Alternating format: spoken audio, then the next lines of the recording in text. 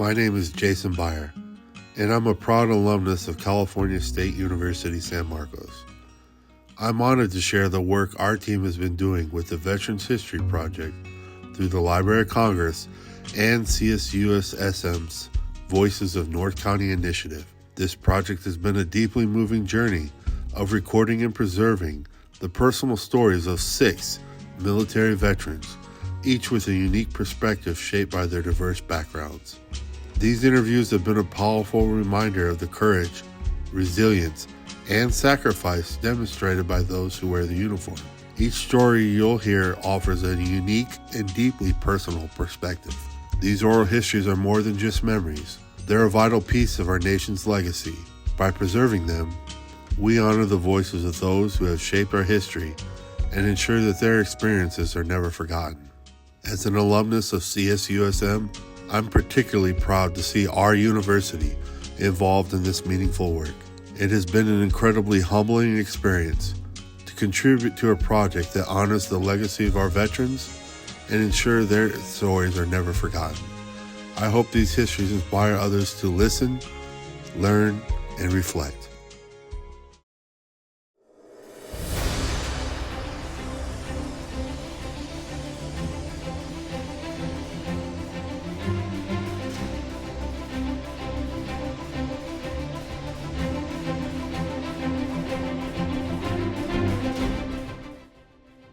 When and why did you choose to join the military? The biggest reason why I joined the military was because being an immigrant, coming to America, I saw all the great things that this country provided for my family, for my dad, the opportunity to work. And so I just felt like it was a good way to give back to the country that welcomed our families. I was going to college, a junior college, and I was drafted out of junior college. Well, at the event to come to the United States, and some of the forms that you fill out, there's a little strip, and it says upon the age of 18, you must register to the military service of the United States. So around 1967, I was notified friendly I was a letter in my apartment from the FBI saying that you have to register within a week. A couple of weeks later, I was called in for a physical. So at that time, I think the minimum requirement was 14 units for college, and I have 12. And so I said, they gave me a choice, either serve or leave the country. So, my ambitions were, to serve, and not only that, because I want to finish school and fulfill my dream to become a productive person in this country, and also to be able to finish my college.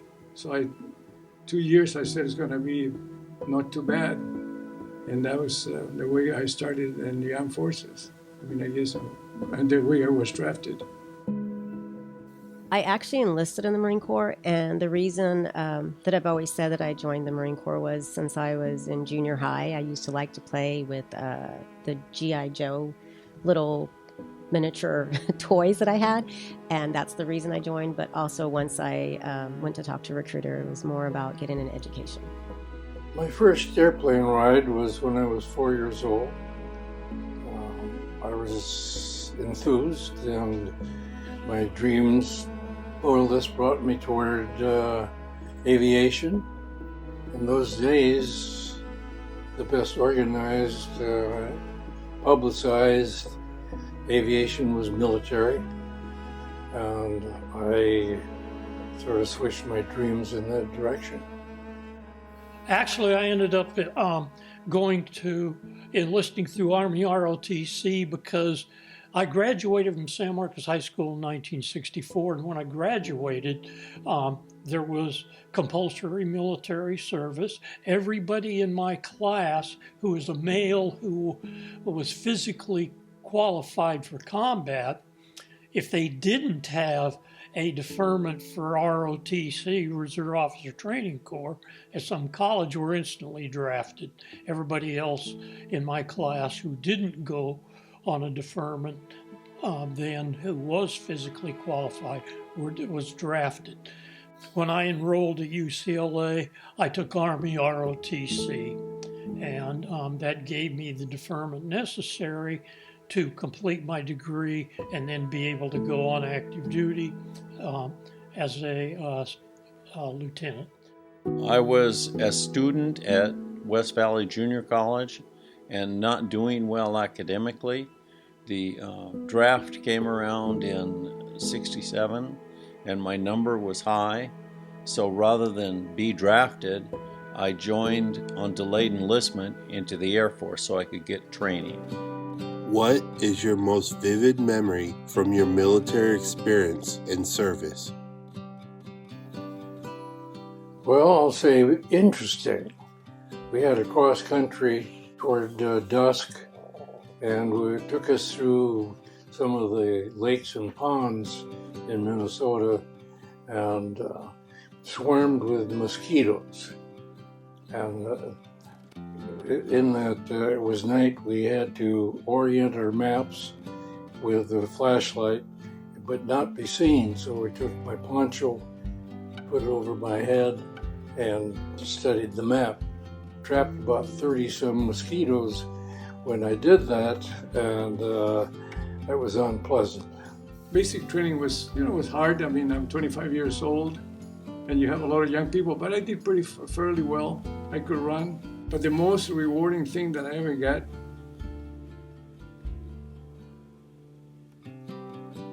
was it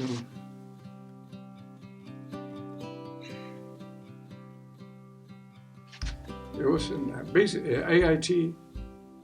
I had a lucky time to end up with in the hands of I was on the job training as a supplier, and I was supposed to be in there for I think it's about 6 or 8 weeks.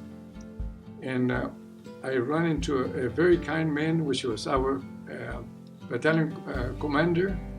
He was named Captain Kuning, and that was like a father to me. And he helped me a lot with my career too. And he acknowledged that I was capable to do the job, and he rewarded me with that. I would have to go back to not boot camp. Boot camp wasn't the hardest. That's what I always heard. But I would have to say that after boot camp was probably the hardest when you first start, because you're so used to getting instructions on what to do. And once you join the Marine Corps, it's like nobody's telling you what to do. You have to make your own decisions. So whether you fall or you succeed, it's on you. What deployments, conflicts, or contingencies were you a part of? The Navy lost a ship called the Pueblo in North China Sea. The military was staffed by the Air National Guard. So I was part of the replenishment of relieving the Air National Guard from Korea so they could go back to their jobs in industry. That's why I went to Korea. I didn't realize at the time that it was a blessing that I was sent to Korea rather than to Vietnam, because my aircraft in Vietnam had a name called Spooky. It was mounted with a Gatling gun, a 50 caliber machine gun, and a spotlight in the back cargo door, and flew night missions only after Agent Orange had been defoliated. I served under Operation Enduring Freedom. I was stationed in Camp Fallujah. We provided a lot of support to the individuals and Marines that were out there, a lot of needed support. And so even though we worked tireless hours, I believe it was worth it to make sure that it was for the safety of the Marines that were out there. Pretty much my only deployment when I was in the military was in the Philippines, part of Operation Enduring Freedom. It was my only big 6-month deployment, but it was some of the best memories I have being in the military. Well, for one, being Filipino and being deployed to the Philippines, that was really rewarding for me, because I felt like even though I was serving in the American military, I was able to give back to my motherland. What was your job while serving in a combat zone? In January 1968, I ended up in Tan Son Nhut, Saigon.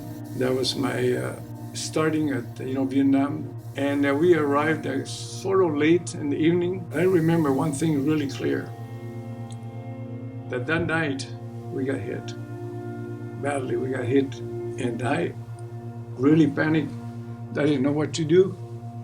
And we hide. I mean, I remember there were these bunkers made out of concrete, like a culvert.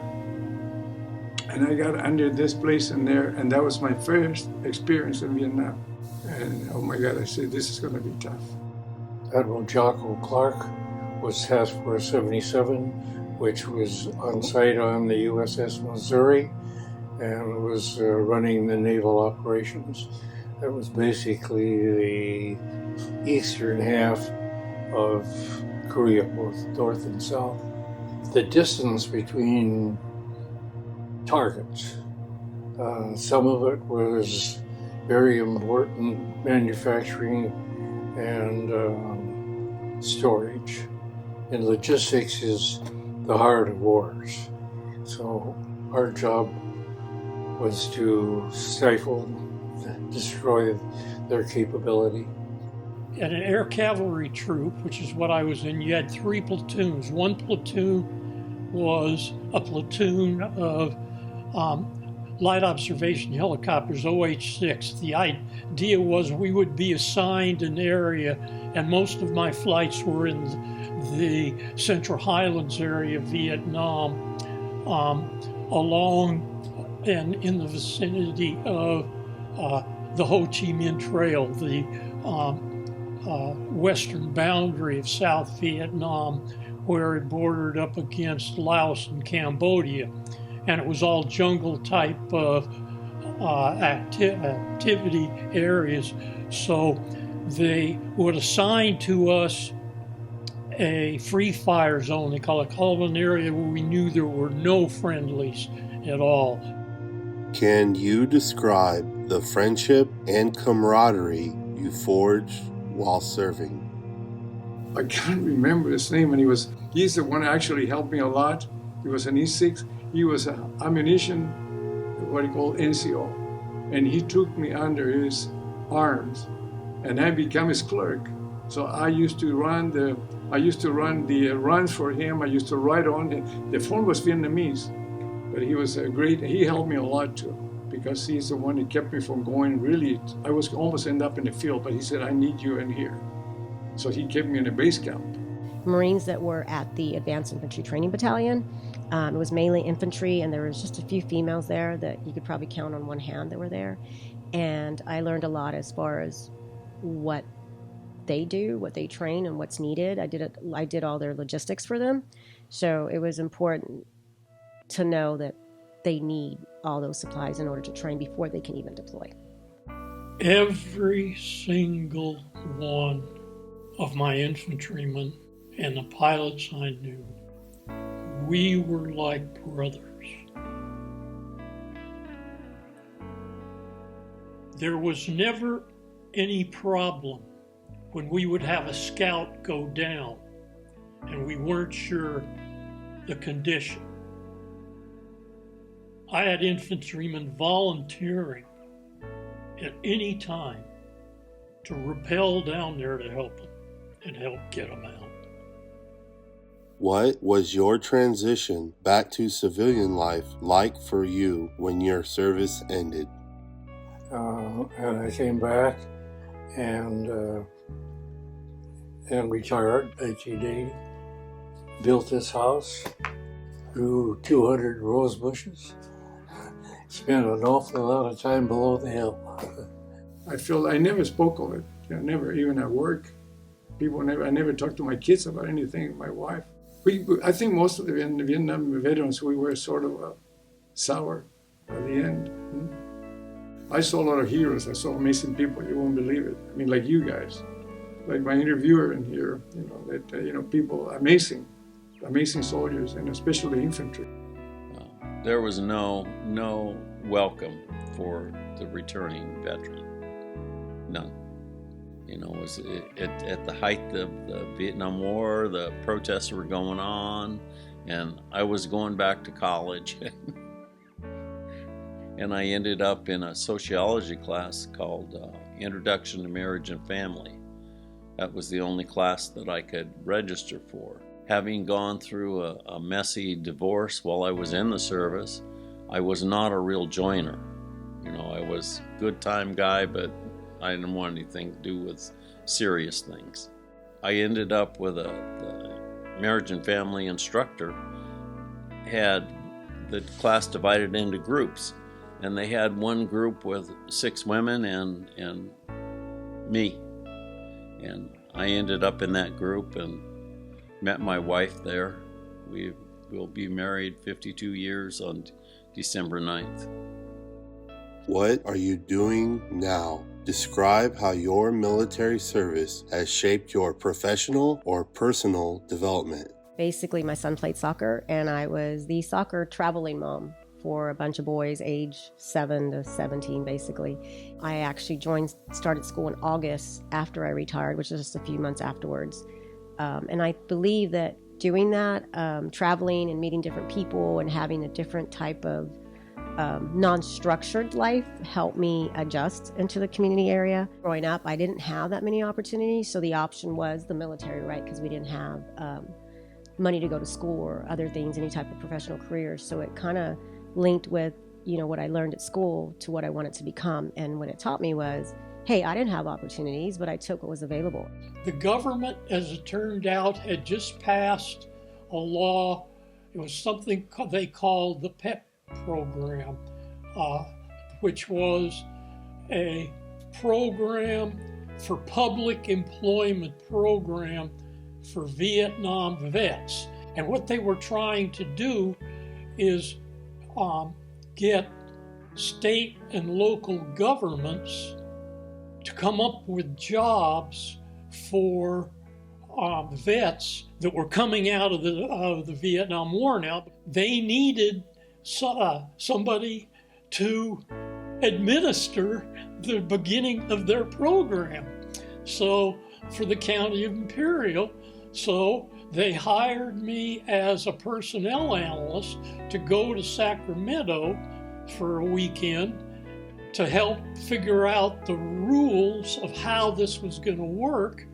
So adjusting back to civilian life was actually really tough for me. Like I said, being in the military, that kind of made me have a higher standard for myself.